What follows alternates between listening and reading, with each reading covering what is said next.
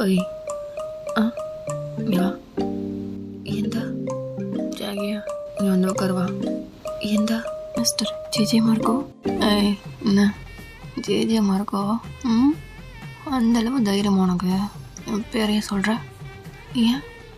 நான் சொல்லாமல் வேற யார் சொல்லுவா நீ தான் சொல்லணும் ஜாகியா இதே மாதிரி பெட்லேயும் சொன்னால் நல்லாயிருக்கும் அதெல்லாம்